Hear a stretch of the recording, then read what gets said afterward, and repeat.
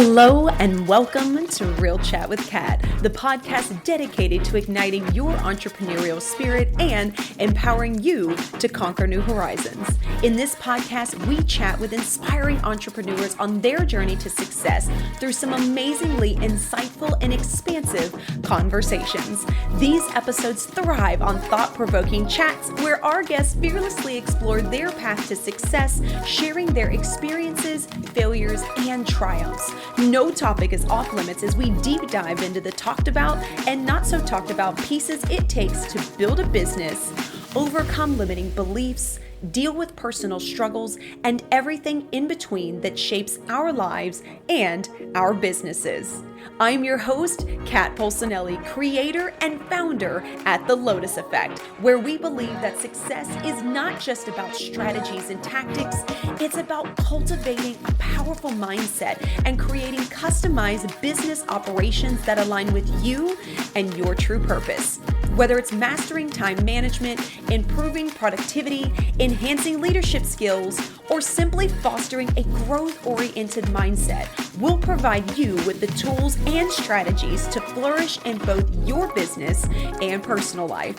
I'm so excited to have you join us today in this episode, so get ready to feel empowered and inspired as we learn together and from one another on how to rise above challenges, break through limitations, and unlock our full potential. Let's dive in. Hello, everyone, and thank you so much for joining me today on this episode of Real Chat with Kat. I am so excited to have you here with me today, and I have such an awesome guest.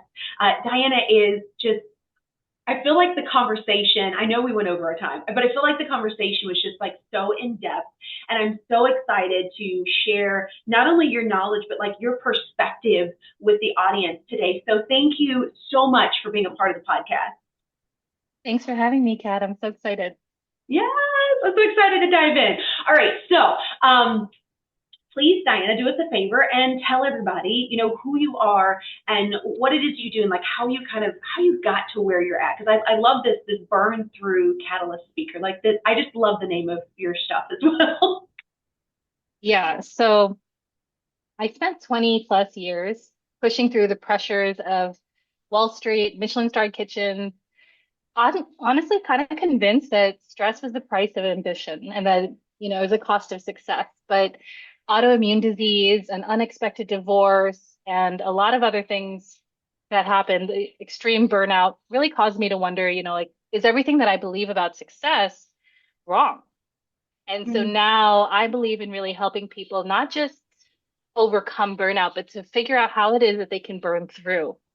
So I'm all about disrupting outdated personal development myths so that we can realize that hard work is absolutely a part of it, passion is part of it, but it's actually about working smarter, more intentionally, taking ourselves out of the gear that we're in and shifting into the next one so that we can achieve our wildest dreams and save our life to the fullest. Oh, I love this. I'm so excited about this. I feel like we definitely have this stigma out there on working yourself to absolute death and just like hoping for the weekend or your day off or your next vacation, right? And I love that, you share the things that you went through. And I feel like people as well, especially when you've got high achievers, right? Hi, hello.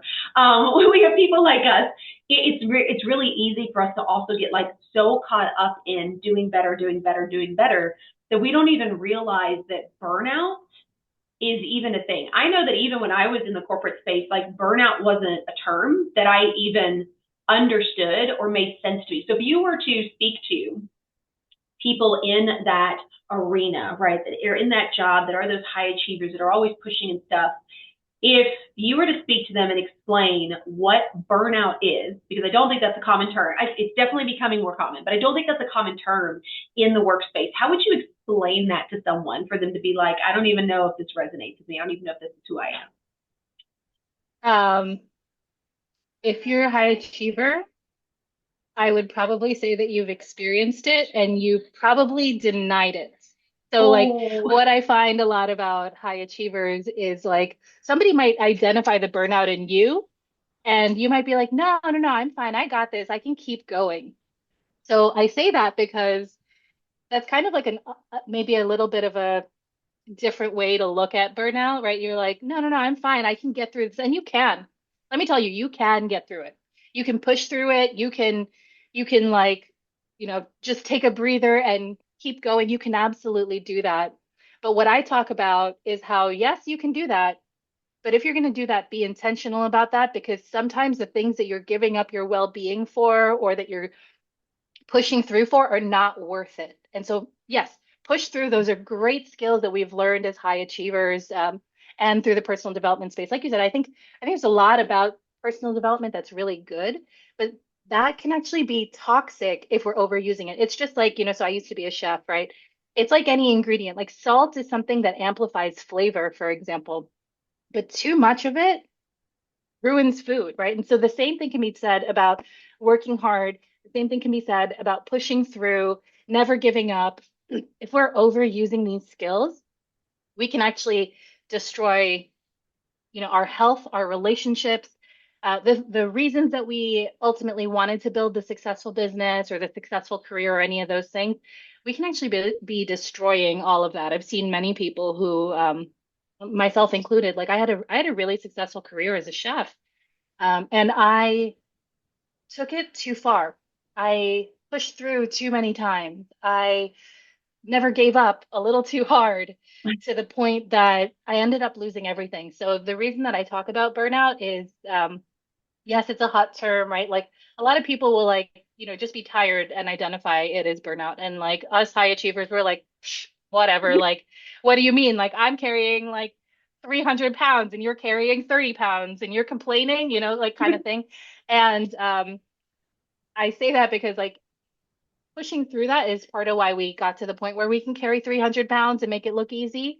But we have to be intentional about the times that we choose to burn out, right? Like even physically, if you were to talk about weightlifting, if you're just doing it all the time, you can actually destroy your body. And the same is true about burnout. So we just want to be, if you're going to do that, you want to use that skill in places where it really matters and not just use it all the time for every single thing. I love that, and it's so true, right? Because we do like we're like, oh, it's just a bad day, or it's just I'm just having a hard week, and it's almost like we just push it off as if it doesn't even exist, right? Like you do when your kids are little, and you're just like, oh no, you're fine, get up, don't cry, right? I feel like we do that in our own adult life, but we do it to the extent to where it is super harmful for us. And so I'm curious to know, because I know you talked about how you end up having an autoimmune disease because of pushing yourself so far. And feel free to share as much as you feel like sharing, but like when you hit that point, did you already know that you were in the place of burnout, or did you like try to push through that for a while? And then, so like, how did you come to the conclusion of like realizing, oh my gosh, this may actually have something to do with how much I've been pushing myself? Yeah, great question. I denied it vehemently. I did not think that it was burnout at all. The words burnout, like you said, especially in the corporate space when this happened, gosh, like 8, 9 years ago already. Oh, you know what? Actually, April 6th. So we're recording this April 3rd. I'm sure this will come out after that. We're Mm-hmm. coming up on the 8-year anniversary of me figuring out and having my wake up call. So this is pretty cool. So Nice. so I woke up in a hotel room in Washington, D.C. I was opening 9 different restaurants in 2 different stadiums, baseball stadiums. They were both opening on the same day. So it was the Mets and the Nationals who had their opening day in baseball the same day, and we were opening 9 restaurants as a result, like on the same day. I woke up in DC, at the National Stadium and noticed that I had a bald spot right here, and it was about the size of a quarter. And I did what a lot of high performers do. When we have people waiting for us, we have deadlines, we have things on the line. I brushed it aside. Mm. I hid it, right, as if so nobody could see what was going on inside me, and I could just handle business for everybody else and for everything else, right? And I later, when I was talking to friends about what had happened, I remember there was one colleague of mine in particular who was like, "Oh, don't worry about it. Just get the shots to the head, and the hair will grow back and you'll be fine. This is totally normal." And that word stuck out to me. And if you're listening to this, if you're a high performer, I want you to pay attention to that word normal for yourself. Like, have you Mm-hmm. normalized this? Have you normalized this like high pressure, high stress life? And as I started to dig deeper into that, I realized, I was like a week or so later when I could calm down, right? And like went home and all that kind of stuff. I went to a doctor, right? I went to a dermatologist to see what was going on. Mm-hmm. She was like, "Oh, sometimes this happens when you're under a lot of stress." And I'm like, "Oh yeah, but like I thrive under stress." Um, Oh, that and phrase. that phrase, yeah. And I was like, "Yeah, I thrive under stress." She's like, "Okay, well, stress can cause this, right?" And um, I started to realize that a lot of the doctors I'd been seeing, because I had been going from, it wasn't just the dermatologist, I was seeing a chiropractor, I was seeing a podiatrist because I developed foot issues.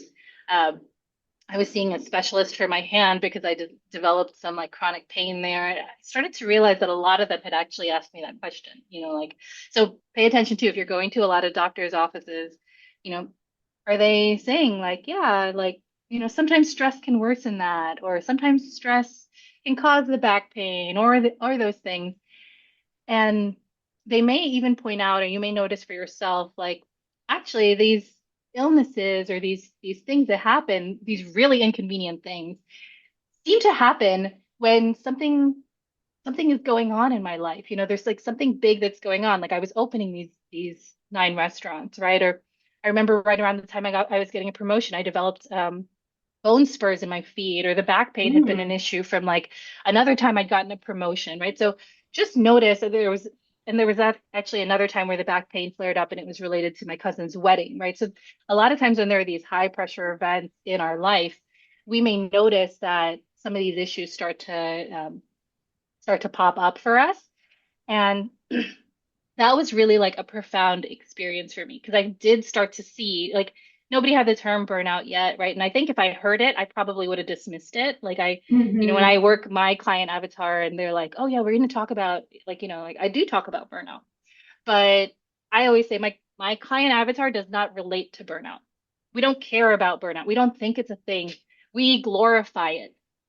We like we think that it's like actually this thing that like powers us, right? And there is a part of stress, because I like as a result of hearing all these people talk about stress and realizing like stress was the issue, right? I was like, stress is the problem. It's my stressful job. It's a stressful city I'm living in. It's all the stress I have at home. Like it's the stress that's a problem. And I have to change all this stress, right? So I made this decision. I was like, okay, I'm getting rid of all the stress in my life. I'm moving to Hawaii. I'm going to start my own business. That's always been a dream of mine. I'm going to transform my health. I'm going to be the healthiest I've ever been. Everything about my life is going to change. I'm going to get rid of all this stress, right? And I told my now husband at the time, about this dream that I had, and he was like, "Okay, um, well, what's going to be different?" And I tend to I can tend to be like a pretty angry person, or like that's kind of like my default, right? So I was like pissed. I was like, what the heck do you mean? Everything's going to be different. I'm going to live somewhere different. I'm going to have my own business. I'm going to be, in the best shape of my life. Like everything is going to change, right? And he's like, okay, well, you've moved before. Because I had lived in I'm originally from New York. I had moved to San Francisco and lived in the Bay Area. I changed jobs Mm. before. I'd gone from Wall Street in one really high stress profession to working in the kitchen, another high stress profession. Entrepreneurship is definitely not low stress. So he was like, "What's going to be different?" Right? And as angry as I was, I had to also admit, like, he was right. Like, so let's record that, right? The ex-husband was right. But We'll wipe that clean. Don't worry. We'll get rid yeah, of we'll write it. that creed. That didn't actually happen. Anyway, so um but yeah, so I started to realize I was like, okay, yeah, he's right. Like, I don't just want to change, and this is something like, a lot of times when I'm looking at and working with clients and they're realizing like maybe stress is a problem for them, they think about changing everything, right? Like all the external Mm, stuff, like moving to an island, you often hear people, especially like in corporate America, kind of say like, oh yeah, I'll just like move to an island and like open up a little shack and like live like that, right? As if it's this like dream life. And I'll tell you, I live in Hawaii. I have my own business. I have regained my hair. The back pain is no longer an issue, like all these different things. And that's not the solution to any of your problems. It sounds really nice, and those things have been wonderful. I'm grateful that I made that change. But if we just change the window dressing, the house is still a mess inside. Everything is broken inside still. You know what I mean? oh, So we got to look at how do we actually fix the stuff that we have control over? Because yes, we do have control to a degree over our job. Like sometimes I work with clients and they're like, I don't want to leave my job, but it's high stress and all those things. And what I say to hmm that is like, you don't actually have to leave your job. You don't have to move somewhere else. You can hold on to the things that you have that you love and take control of the thing that's actually going to move everything the fastest for you, which is if you take personal responsibility for how you're contributing to your stress, that's going to change everything and it's going to change things fast. So that's a lot of what I help people do is start to notice those patterns of overcommitment. Um, so a lot of times, like you think, okay, I'm gonna clear my schedule. I'm gonna take a vacation, right? hmm Except then you go on vacation and you like plan out everything to the 15 minutes, Yes. right? Like, and then you come back from vacation and you're more stressed because you had all those emails that you didn't answer because you were on vacation, right? And so like it's like you took this thing that was supposed to be like you relaxing or whatever, and you turned it into like more productivity. You're like, I have to get as relaxed as possible. So I'm going to schedule a massage at like 10 a.m. And then right after that, I'm going to go on a hike, right? And so you're not actually relaxing. You're not actually being with yourself. You're not coming to this place of peace. You're performing self-care. You're not actually benefiting from it. And those are very different things. I did a podcast recently where I talked about have you ever watched Parks and Rec? Yes. Okay, do you remember when Aziz Ansari and Retta they had this like little skit about like treat yourself? Do you remember that? Kinda. Okay, so like they Kind of. basically like they would just like buy stuff, right? They'd be like new nails, treat yourself, right? Yes. Like massage, treat yourself, right? Like go on a vacation, treat yourself. Like new shirt, treat yourself, right? And so a lot of times what I find for high performers is that we de-stress or we think that we're de-stressing by treating ourselves, right? Like so we think we're doing self-care, but we're not it's not actually caring for us. It's not actually Mm, getting to the root of the problem, right? We're slapping a band-aid on a bullet wound, basically. And how we can tell that that's the case is when we notice that we're really like just in the same place. Like I remember there was like right around the time because I worked on Wall Street during the global financial crisis, right? When oh subprime and wow. the debt market like completely bottomed out, and I worked in the debt industry. So it was like a really crazy time. Like everybody was getting fired around me, like Yeah. so many of the jobs and the things that I knew, like, they were getting canceled. Like it was crazy. And I remember during that time, there was this like I went for a moment of retail therapy. So there was this pair, I still have them. I should like keep them on my desk here. There were these pair of like red Valentino patent leather pumps with like, a cute bow on them, right? Like saw them, I think it was on the Saks website, maybe it was Bergdorf's, but saw them and I was like, yes, that's gonna solve all my problems. I'm just gonna buy these shoes, right? And I had this like instant like euphoria of like these shoes are gonna like make everything better, right? Or just like this urge to buy the shoes, right? Because like I was under so much stress. And I was like, yeah, yeah, like I deserve these shoes. Like, yeah.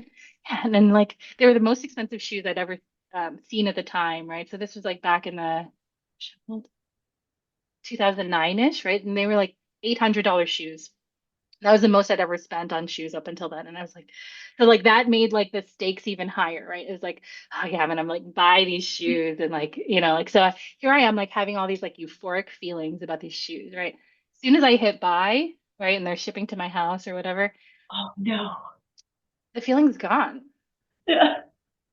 And I realized that was like the moment that I realized like there's no amount of money that's gonna make me feel better. There's no amount of spending, there's no amount of like any of these things that's actually gonna like make me feel good. And when I got really burned out, I started to really look at like, okay, if all these external things that I keep thinking are gonna make me feel better haven't actually made me feel better, I gotta start looking inside. And that changed everything. So, like I got advanced certifications in Reiki and energy psychology as a coach. And as I started to really process the internal stuff and really look at like my subconscious beliefs and heal from some of those patterns of overwork, overperformance, all that stuff, what I found was I actually achieved more with less time, with less energy. So like things that had seemed like maybe 10 or 20, 30-year dreams, like creating becoming an author, like speaking in front of thousands of people. I was a naturally like socially anxious introvert. Like I never imagined myself speaking, like all these things that seemed like completely outside of the realm of what was possible for me. When Mm-hmm. I stopped working hard only, everything opened up for me. And it was the most profound, like life-changing experience. And it's what I love to help other high performers do. It's because you have this amazing skill set. You have all these tools. What if you could actually use them uh, to transform your life, to achieve even more than you ever thought without sacrificing the things that actually matter? Like, come here, baby. Come here. She's crying because she While she's getting killed her little her. one, because she's so adorable. Yeah. No, you know what? Well, And I I'm love that you talk about this too. And I want to go back to the famous phrase, I strive in chaos. Oh, I strive in high stress situations because I used to be the same person. And I used to say that all the time. And now that I think about that, I'm like, no, no, I don't want to thrive in those situations. No, I still can, but there's also a very different perspective when I'm in those situations. And it's not this like panic, how do we get it all done? It's a very calm, how do we assess this? What's more important? Like it's a very different space to be in. But it is really interesting because I hear so many people say this. My oldest one, who's 20, said this. He was like, I'm great in chaos. And I was like, no, we're not saying that because we know what it means. And it's so interesting that, like you were saying too, what have we normalized in our lives? And that has become a normal. Oh, I strive in chaos. I don't do well when things are going slow. I love it when things go slow.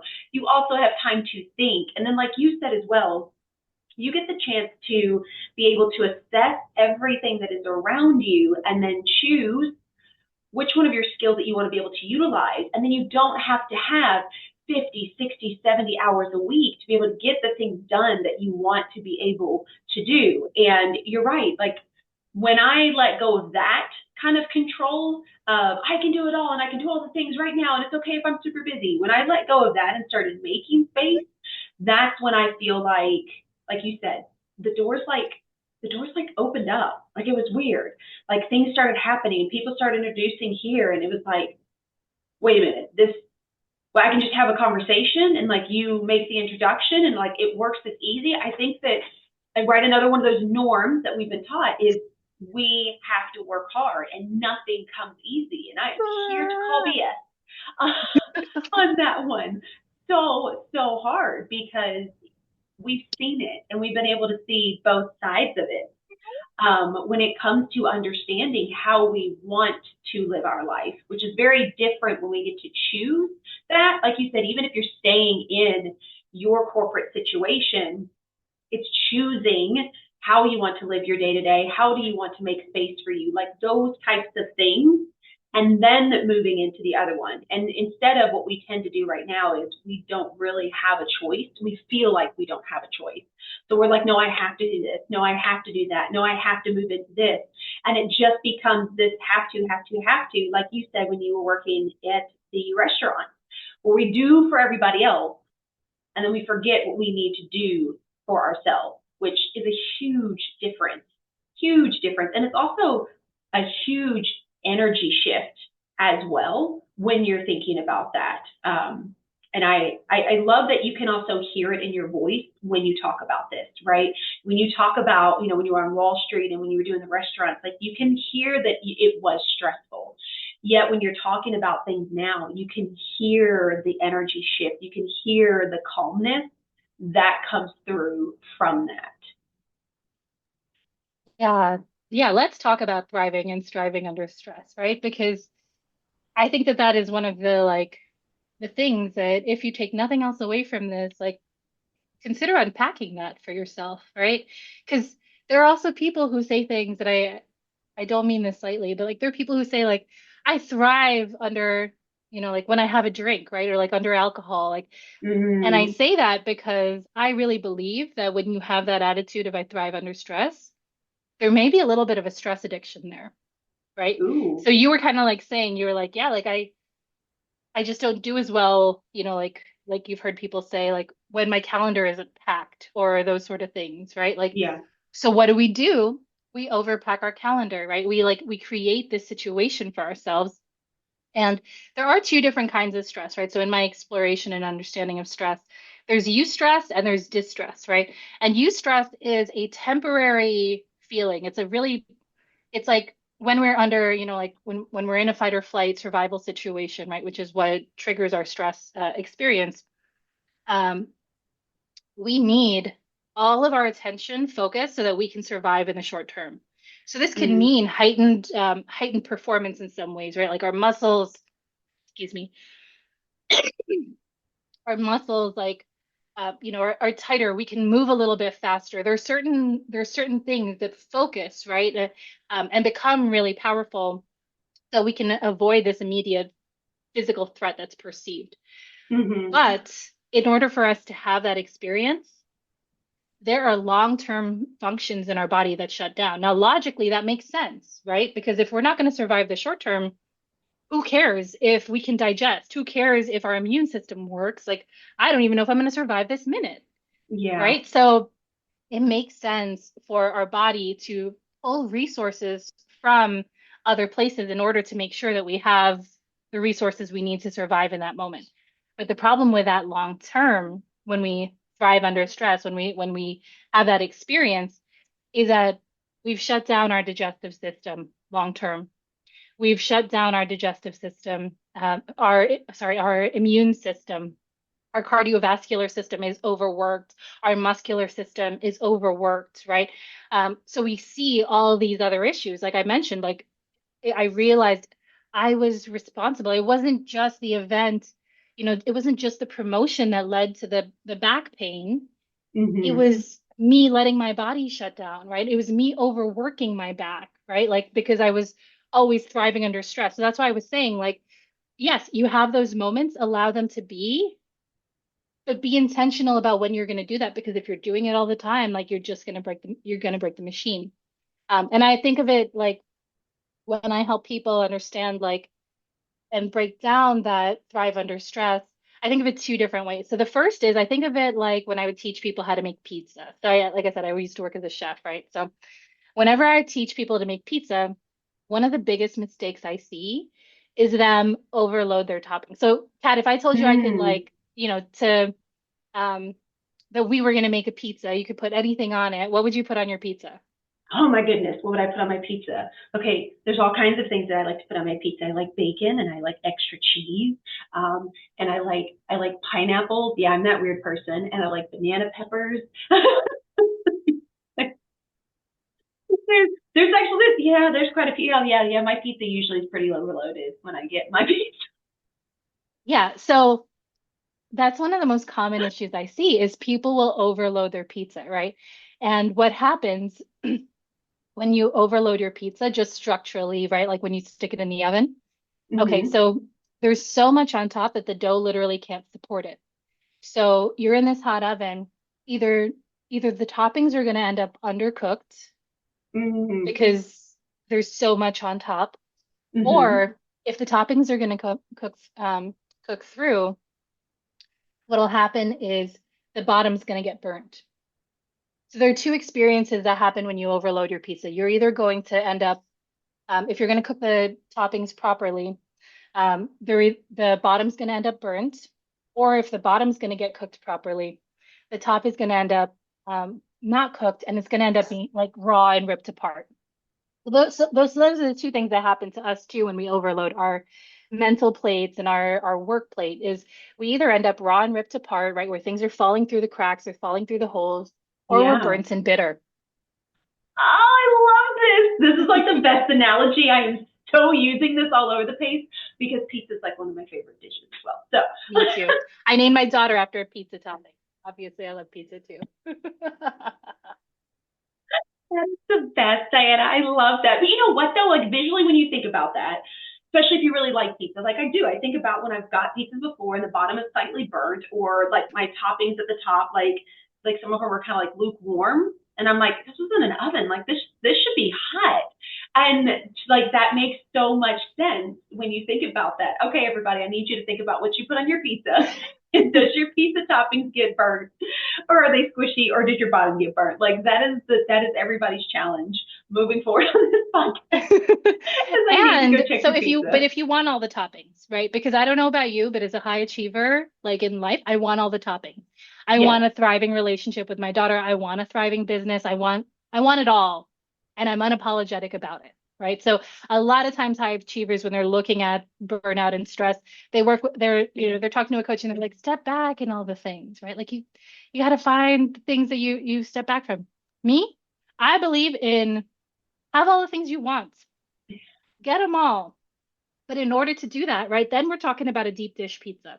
Then we're talking Ooh. about a thicker structure, right? Which maybe that's not I'm a New Yorker, so that's I not like my my type of thin pizza, crust, but it but my works. husband's Yeah. Chicago, so he likes his deep dish. Yeah. So like, okay, taste wise, we may not like the deep dish pizza, but we gotta look at our life. If we're gonna be a high achiever and we want all those toppings on top, we've got to be like the deep dish pizza. The deep dish pizza has a pan around it. It has a Mm. structure that doesn't move, right? It has a dough that's thick enough to handle that. So that's what I help my clients create is like, okay, you want all the toppings? You got to create structure behind that. Or sometimes my clients are like, no, no, no, you're right. I have too many toppings on here and I really just want, like basically that's like your priorities. I Mm-hmm. have too many toppings on here. These are the actual things that I want to prioritize. The other stuff is what I call like shitty toppings, right? Like, it's like it's a spinach that you put on your pizza because people told you it was healthy to put on there, but Yeah. you don't actually want it on there. Like so take it off. Put only the stuff that you want on the pizza. But if again you're that person like me who's like, nope, I'm gonna be a single mom. I'm gonna have my daughter at home. I'm still gonna give a rockin' podcast. I'm still gonna have a thriving business. You got to have structure for that. And so I just help people figure out like what is it you want? Do you want all the toppings? Do you want just a couple? So that you can have that and whatever it is that you execute comes out hot, like piping hot, delicious, and what you really wanted. Oh my gosh, I love this. And now I'm hungry for pizza. I'm gonna tell my husband the story we're having tonight. I'm going to get pizza. It makes so much sense though, because I think about this when I was doing a lot of coaching with people. That was one of the things that I talked about as well. It's like we do have all these, we feel like we should be doing the stuff, but in reality, you already have an idea of the things that like you really enjoy, that you really want to focus on, that, like you get lit up when you do it. And for most of us, it's probably not answering your email, right? And doing stuff like that. So like, how do you delegate? How do you structure that in a way to where it is still getting taken care of? And maybe you don't have to be the person at the forefront to take care of that. Like for instance, my podcast with the way that my speaking is going and some of the other things that I've got going on in life, I've realized that I love my podcast. It lights me up every time I get to have these kinds of conversations with people, and editing and doing all the things and making sure it gets to all the radio stations and all that. I mean, that's a 3 hour minimum every single time. And while I only do it once a week, I don't want to spend my time doing it anymore, right? But I still love being able to run the podcast. So it's like, okay, how do I bring in that support? How do I elevate myself so I can continue doing what I love, but like hyper focus on like the only thing I actually love? Not that I hate doing the editing, I really didn't mind it, but I do not have the space for it if I want to create the life I want to live. So I think that I think this is such a beautiful understanding for people to just think, because we do hear, I feel like I hear a lot of just change your life, just change your world, leave that job. but that doesn't always fit every single person, right? There are some people that like maybe they really don't mind their job, but there are some aspects of it that they wish they could do different.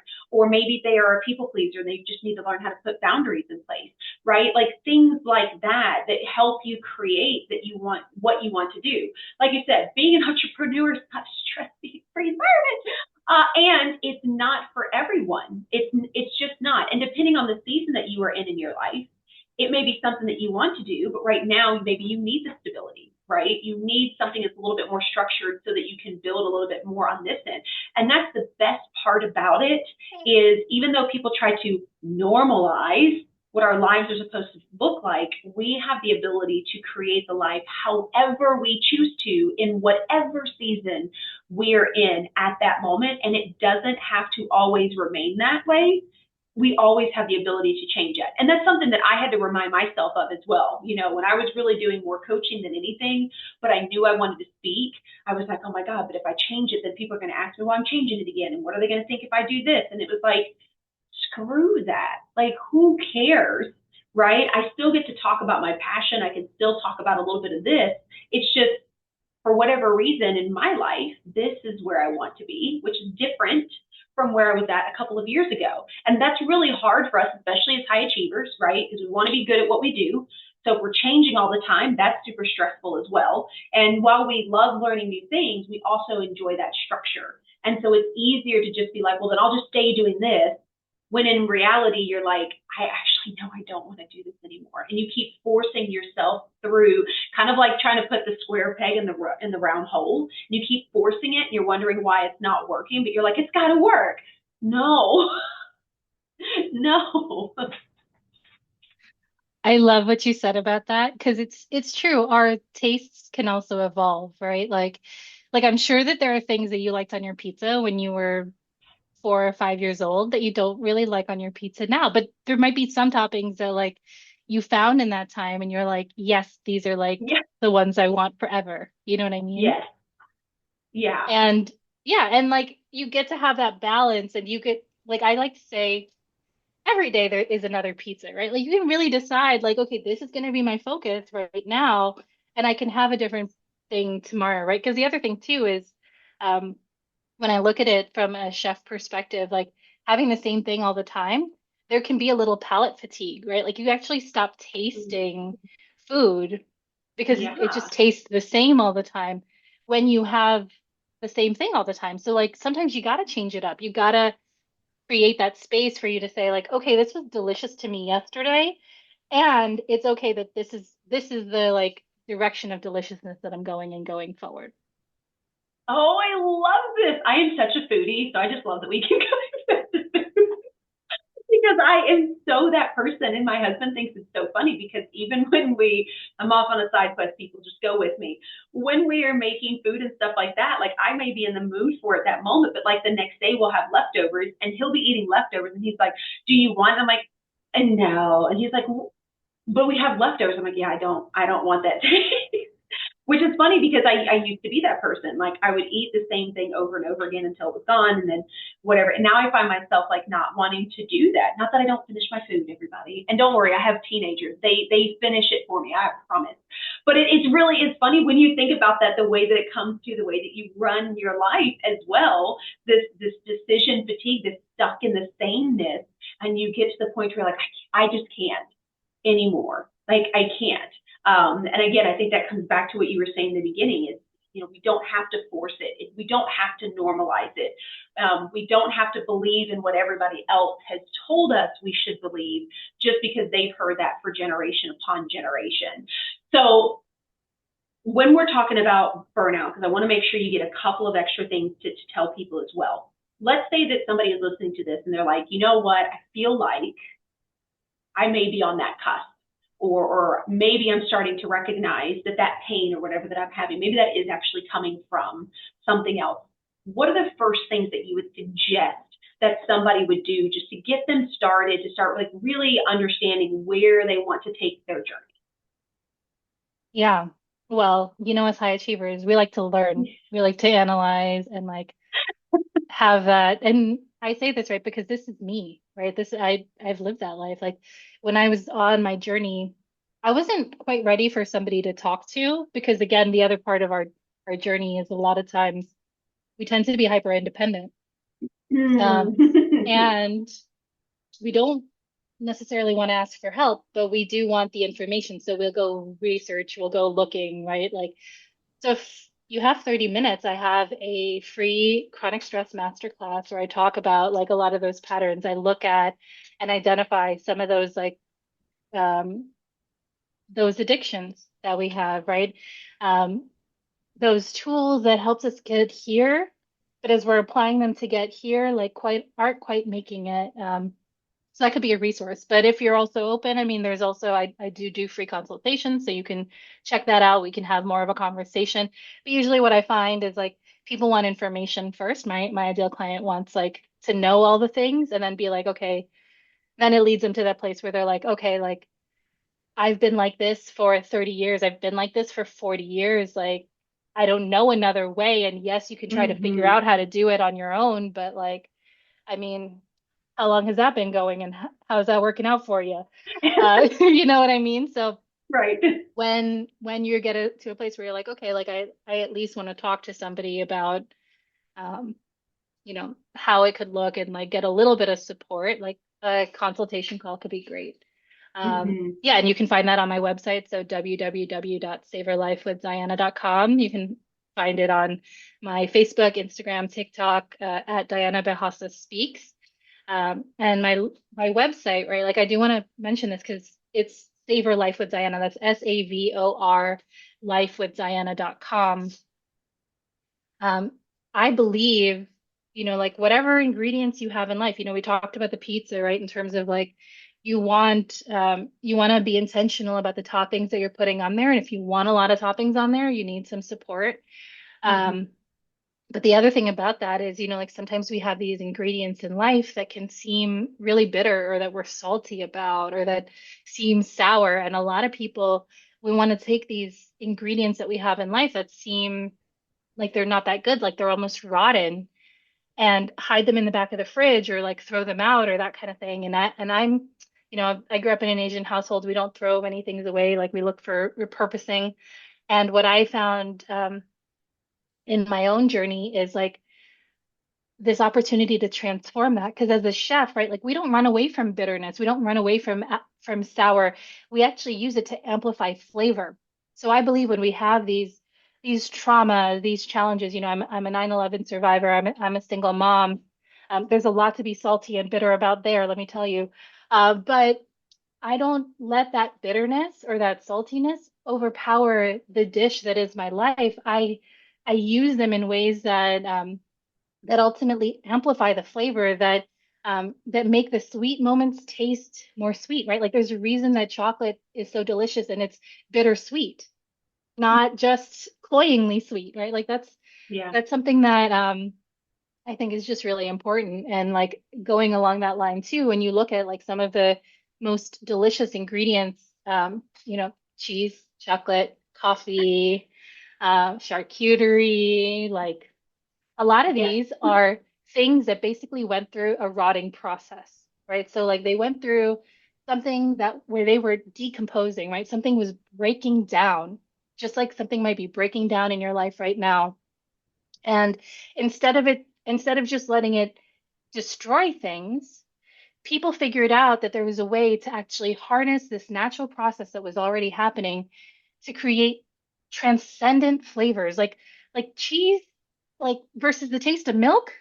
Like there's just so Yeah. much more complexity and deliciousness and richness and all this other stuff. And so if you're realizing you're in a place in life where things are breaking down and it seems like things are going to be destroyed, that they need to get thrown in the trash, that like, you know, that like what you have is rotten or rotting, instead of just letting it go that way, like do a consultation with me. Maybe with a little bit of know-how, you can actually turn that rotten milk into cheese, right? Like, or maybe you can turn that meat that seems like it's about to go bad into like a delicious ham, right? Like I don't know what your thing is, but I do know that like life is meant to be savored. Life is meant to be delicious.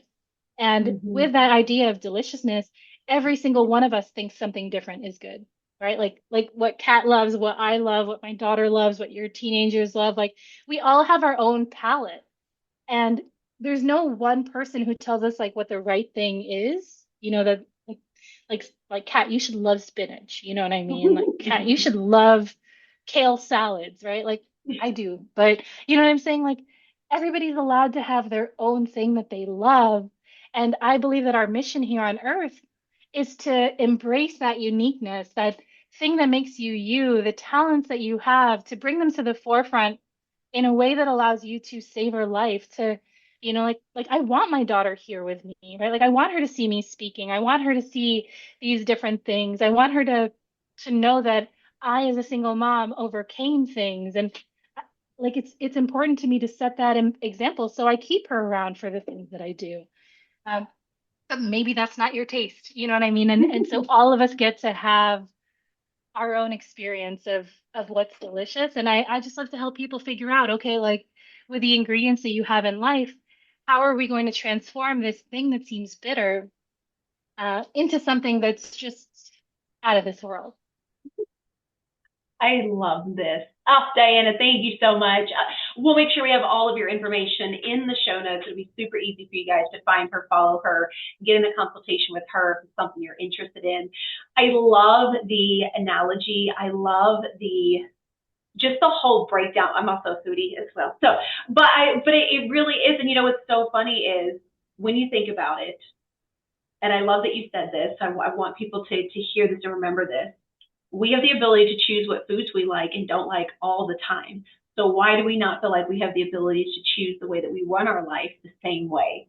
To have those savory flavors, to have those things, whether it agrees with someone or not. And I think that's the beauty and the difference of everyone that we are. And that's the reason why we find people, is because like, oh my gosh, you like this? I do too. Or you like that? That's kind of weird. I'll try it though. But that's the whole, that's the whole basis, which is the reason why being different and taking your own journey makes so much sense, instead of normalizing everything to be the same. None of us are on the same path. None of us are going to be using the exact same temperature or ingredients, right? To be where we need to be, that is our peak, to taste the best, to feel the best, everything like that. So thank you, Diana, so much for bringing this to the podcast today. Thanks for having me, Kat. I had so much fun. I look forward to more conversations.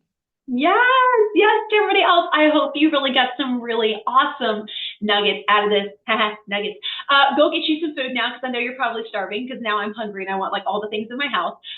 But let this be your reminder that you don't have to do it just like everyone else, because that's what everyone keeps saying, that is the way that you are supposed to do it. We have the ability to choose and to shift.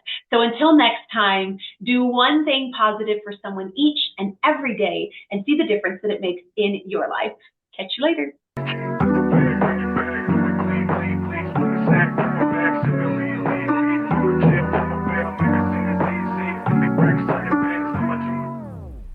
Hello again, and thank you so much for being a part of the podcast today. If you enjoyed this episode and it brought tons of value, we ask that you please share, like, and subscribe. Your support means the world to us and helps us to reach even more inspiring entrepreneurs who can benefit from these powerful conversations. If you haven't already, be sure to leave a review on your favorite podcast platform, as this feedback is an amazing gift that fuels our growth and helps us to continually improve this podcast. Looking for an extra dose of inspiration and empowerment? Then be sure to connect with me on social media. You can find me at The Lotus Effect, where I share valuable resources and tips while sharing my own journey of being an entrepreneur. And if you're interested in learning more about my coaching programs and services, be sure to check out my website at the-lotus-effect.com. Once again, thank you so much for being a part of Real Chat with Kat.